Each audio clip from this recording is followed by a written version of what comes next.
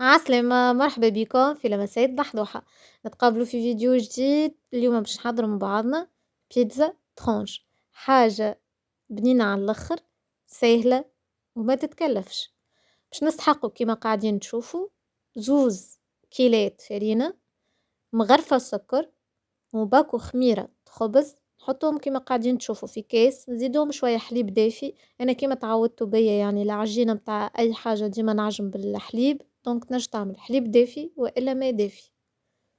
نخلي الخميرة تتفاعل مع السكر والحليب الدافي شوية، ونخلط الفرينة متاعي.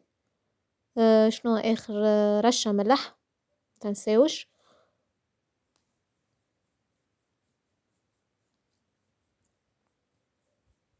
وشوية بيكربونات، ومقدار مغرفة قهوة ولا أقل شوية من مغرفة القهوة، باش تجينا البات هشوشة.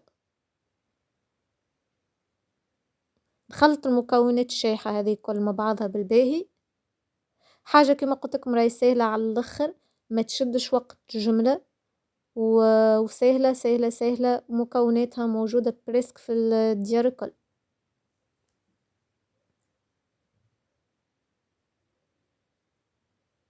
الخميرة سي بون تفاعلت مع الحليب والسكر، نزيدوها للخليط متاعنا.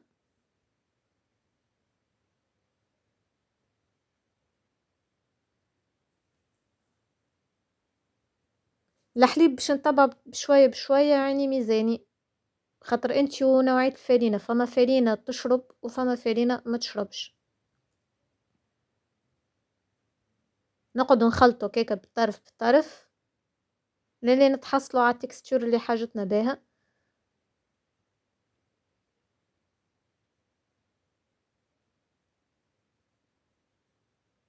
لهنا بالمغرفة مانيش باش نفهم يعني التكستور كيفاش بالضبط، نعمل بيدي خير.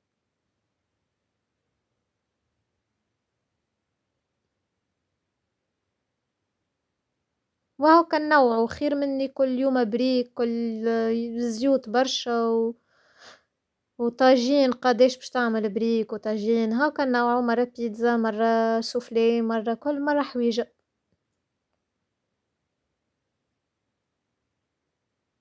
وعملت شوية على خاطر أول حاجة رمضان، ماكش معناها باش تاكل كل شيء، تاكل طرف وتشبع مع شوربة مع السلاطة مع. لهنا كيما قاعدين نشوفوا العجينة متاعنا حضرت كيما نشوفوا تجي هكاكا تلصق في اليد. ندهنوها بشوية زيت زيتونة، خليوها نلفوها بالبابي سيلوفان باش ما يدخلهاش الهواء، نغطيوها مليح ونخليوها ترتاح ساعتين.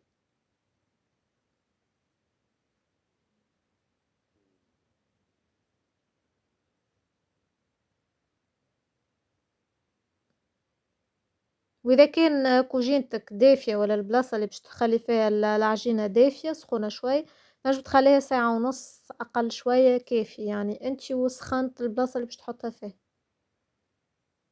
لهنا بعد ما تعداو السويعتين متاعنا كيما قاعدين نشوفوا خمرت العجينة متاعنا، شدت روحها ما عادش تتلصق برشا. وديما بالطبيعة نستعملوا الزيت، هاكا الزيت اللي فيها هذاك نبلو به يدنا ونبلو العجينة باش ما تقعدش تتلصق في اليد. لا تستحق كيما قلت لكم جهد باش تقعد تعجن لا حتى شي، جست تلم الخليط متاعك وكهو. هاكا امسح بالقدا الزيت اللي في الشقرة متاعك، وديريكت نحلوها على الطبق. بالطبيعة تكون حطيت فيه البابي كويسون متاعك باش ما تشدلكش وما تلصقلكش. وهاكا كيما تشوفوا ياسر تطاوعك البات وتمشي معاك بالباهي. الكمية اللي عملتها انا تعملي 6 ترونشات. انت اذا كان عندك اكثر في عائلتك ولا عندك ضيوف ولا، اعمل كمية الفرينة والمكونات اعمل الدوبل. كما قلت لكم انا نعمل شوي بحكم انه في رمضان ياسر العباد تاكل بعينيها وحرام التبذير، واحنا في دارنا ما ناكلوش حاجة تبات، ما ناكلوهاش يعني هكاك طبيعة فينا ما ناكلوش البيت. فعليش نقعدوا نبذروا ونعملوا قد اللي ناكلوه وكهو، وكل يوم ويوم وكل يوم وقسم.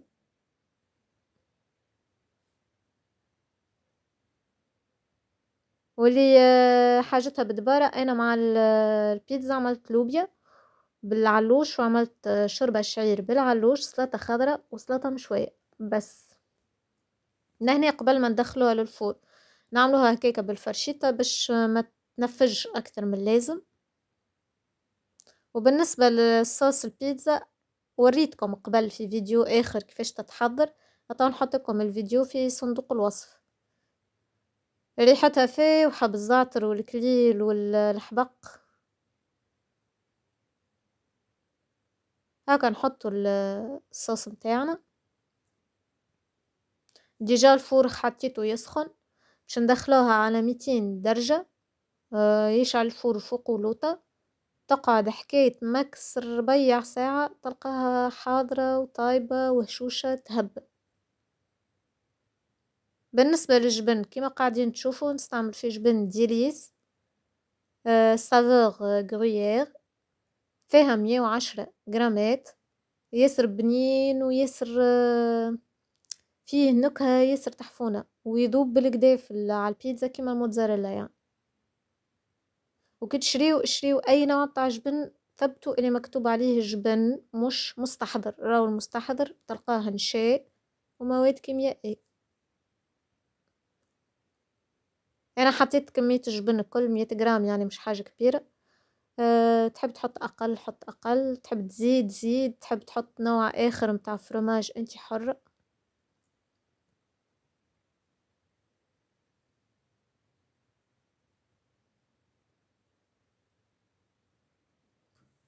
ولهنا البيتزا متاعنا حضرت، مازلت كي خرجتها من الفور القرآن ديجا قاعد يقرأ قريب يذن الأذان. باش نحط عليها الطن حاسينو ماشي يصغروا في الحكة ويزيدوا في السوق. نحط الطن، نحط الزيتون، نحط رشة معدنوس، تحب تحط رونديلة طماطم، ترونشات فلفل، انتي وشنو تحب تزين. انا حطيت جست طن وزيتون وعملت رشة معدنوس اكهو. هذه كانت فكرة اليوم. طريقة سهلة على الآخر، إن شاء الله تجربوها، إن شاء الله تعجبكم. ما تنسيوش تعملوا بارتاج، تعملوا اشتراك، وتخليوا لي تعليقاتكم المزيانين كيفكم. إن شاء الله نتقابلوا في فيديوهات أخرى.